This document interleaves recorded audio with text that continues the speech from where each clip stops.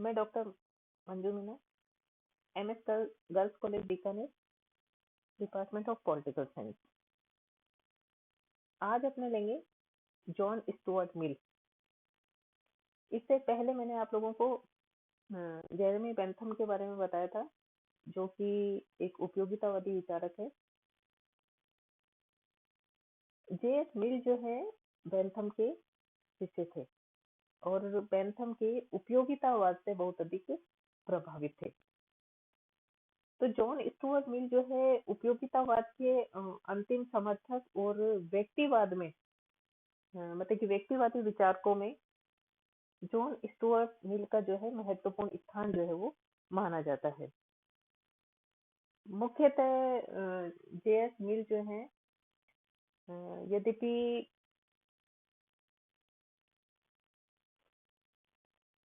John Stuart Mill के स्थान के संबंध में यद्यपि परस्पर जो है विरोधी विचार हमें मिलते हैं, लेकिन फिर भी जेएस मिल ने एक तो स्वतंत्रता के संबंध में जो विचार दिए, प्रतिनिधि शासन व्यवस्था के संबंध में जो विचार दिए, उस वजह से हम इन्हें जो है महत्वपूर्ण स्थान जो है देते हैं। तो जॉन स्टुअर्ट मिल जो है बेंथम के उपयोगितावाद से बहुत अधिक प्रभावित थे और वह बेंथम के उपयोगितावाद का प्रचार और प्रसार जो है करना चाहते थे।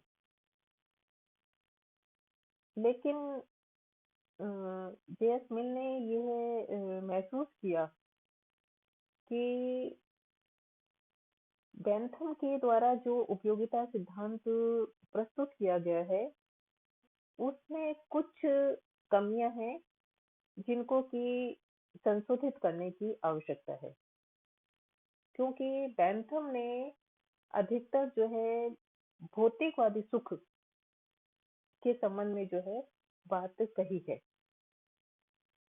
तो जेएस मिल को यह लगता था कि बेंथम के उपयोगितावाद की वजह से मतलब कि मानसिक जो सुख है वह आपको पूरी तरह से प्राप्त नहीं हो पाता है और उनको ये लगता था कि जिस सुख को प्रत्यक्ष रूप से हम प्राप्त करने का प्रयास करते हैं वह हमें प्राप्त नहीं होता, किंतु यदि अन्य वस्तुओं से उनको प्राप्त करने का प्रयास किया जाए तो अप्रत्यक्ष रूप से हमें वह सुख जो है प्राप्त हो जाता है। और जेएस मिल को यह भी आभास हुआ कि बुद्धि के पीछे दौड़ने से उसके व्यक्तित्व का जो रागात्मक पक्ष है वह सूखा रह गया है, क्योंकि जेम्स मिल के जो फादर थे, जेम्स मिल जो है वह बेंथम के उपयोगितावाद से बहुत अधिक प्रभावित थे और उनका ये मानना था कि बच्चों की जो शिक्षा का जो कार्य है वो घर पर ही जो है करवाया जाना चाहिए, तो उन्हें स्कूल वगैरह में नहीं भेजा गया। शुरू में ही उन्हें प्लेटो और अरस्तु के ग्रंथों का जो है अध्ययन करने के लिए कहा गया और उन्होंने अपना सारा अध्ययन जो है घर पर ही रह करके किया। पता कि वो इतने ज्यादा जो है अपने पढ़ाई के अंदर तल्लीन रहते थे कि अगर कोई उनसे मिलने भी आता था तो उन्हें उनसे मिलना जो है अच्छा नहीं लगता था। तो उसकी वजह से वह मानसिक रूप से जो है बीमार रहने लगे और उसके बाद कुछ समय के लिए जब उन्हें बाहर घूमने के लिए भेजा गया तो उन्होंने प्राकृतिक सौंदर्य को देखा, नदी नालों पर्वतों पहाड़ों को, और उससे उन्हें बहुत ज्यादा जो है आत्मिक सुख की प्राप्ति हुई, उन्हें अच्छा लगा। और वहीं से ही उनके मतलब कि दिमाग में ये बात आई कि सुख जो है वह प्रत्येक वस्तु से प्राप्त होने वाला सुख जो है वह बराबर नहीं होता है। भौतिक सुख भी आवश्यक है, भौतिक सुख के साथ साथ साथ हमें आत्मिक सुखों की भी आवश्यकता होती है। और इसीलिए उन्होंने सोचा कि वही लोग जो है सुखी हैं जिन्होंने अपने सुख को नहीं बल्कि किसी अन्य वस्तु को अपने जीवन का ध्येय जो है वह बनाया है, कि जैसे कि दूसरों का सुख जो है, मानव जाति का कल्याण जो है, और किसी कार्य अथवा हेतु को जिसे वे साधन नहीं बल्कि अपने आप में एक आदर्श ध्येय मानते हैं। मतलब कि मनुष्य सिर्फ अपने सुख के लिए ही जीवित नहीं रहता है। मतलब अपने लिए कार्य करके ही उसे सुख की प्राप्ति नहीं होती है, बल्कि वह परहित के लिए भी कार्य करके अपने आप को बहुत अधिक जो है सुखी जो है महसूस कर सकता है।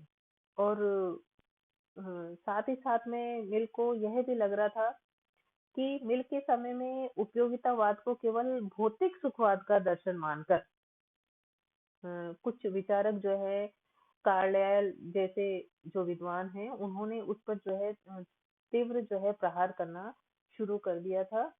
और इसलिए जो है मिल ने ये मतलब कि सिद्ध करने का प्रयास किया कि उपयोगितावाद जो है सिर्फ भौतिक सुखवाद का ही समर्थन नहीं करता है, और उसने कुछ सुखों को उच्च कोटि का और कुछ को निम्न कोटि का सिद्ध किया। और इसी कारण से जेएस मिल जो है उसमें संशोधन करते करते मतलब इतना अधिक बेंथम के उपयोगितावाद में संशोधन कर देता है कि बेंथम का जो मूल उपयोगितावाद है वह कहीं पर दब करके रह जाता है। लेकिन उस समय की ये आवश्यकता थी।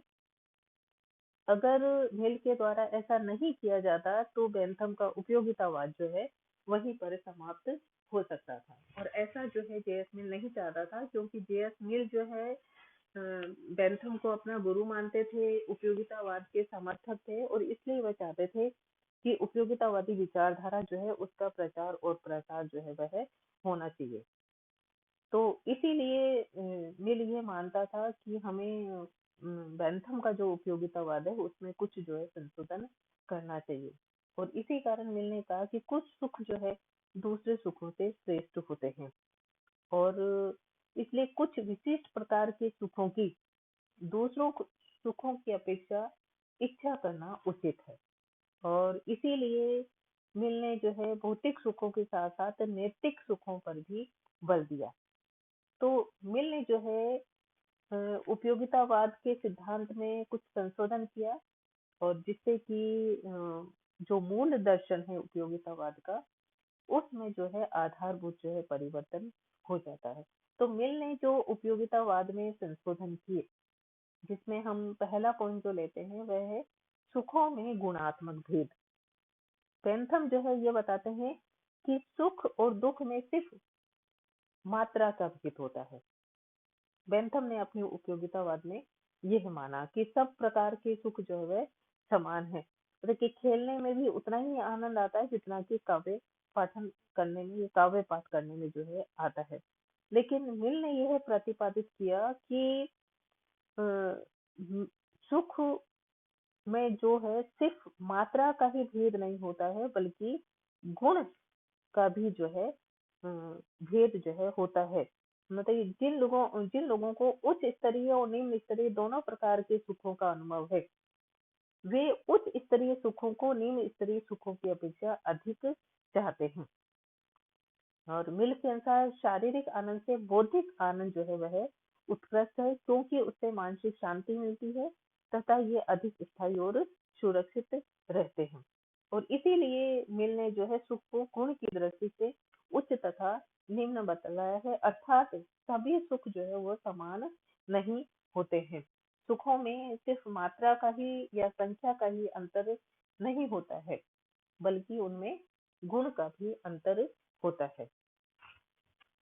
और दूसरा पॉइंट जो आलोचना का या संशोधन का जो मिल ने किया, मतलब कि बेंथम की उपयोगितावाद में जो दूसरा संशोधन किया वह था कि सुखों को मापा नहीं जा सकता। पहला तो उन्होंने बताया कि सुखों में गुणात्मक अंतर होता है, मिल ने ये स्वीकार किया। और दूसरा मिल ने ये स्वीकार किया कि सुखों की नाप तोल जो है वह नहीं हो सकती है, क्योंकि दो सुखों में अथवा दुखों में कौन सा सुख अथवा दुख अ, अधिक है, रोचक है, इसका निर्णय जो है उन्हीं लोगों के द्वारा किया जा सकता है जिन्होंने कि दोनों प्रकार के सुखों और दुखों का अनुभव किया है। और इसलिए सुख की श्रेष्ठता या उसकी उपयोगिता जो है, उसको जांचने का सिर्फ एक ही तरीका है कि जिसमें विद्वानों की सम्मति हो, जिन्हें की विभिन्न प्रकार के सुखों की अनुभूति का ज्ञान हो, सुखों की श्रेष्ठता और उपयोगिता तथा उनकी निम्नता के संबंध में वह निर्णय दे सकते हैं। और साधारण जो मनुष्य है वह सुख और दुख का मापतोल जो है नहीं कर सकता, और वह ये नहीं बता सकता है कि कौन सा सुख जो है ज्यादा अच्छा है और कौन सा सुख जो है कम अच्छा है। तो उसको हम किसी पैमाने के आधार पर उसकी मापतोल जो है नहीं कर सकते हैं। जैसा कि बेंथम बताते हैं, और बेंथम ये कहते हैं कि सुख और दुख को हम माप सकते हैं। 14 प्रकार के सुख और 12 प्रकार के जो दुख है, उसका हम एक पैमाना जो है, उसमें उन्होंने अपने 7 तत्व जो है प्रस्तुत किए हैं, और उसके आधार पर वो ये कहते हैं कि हम इनको माप सकते हैं, लेकिन ऐसा व्यवहारिक नहीं है। धन्यवाद।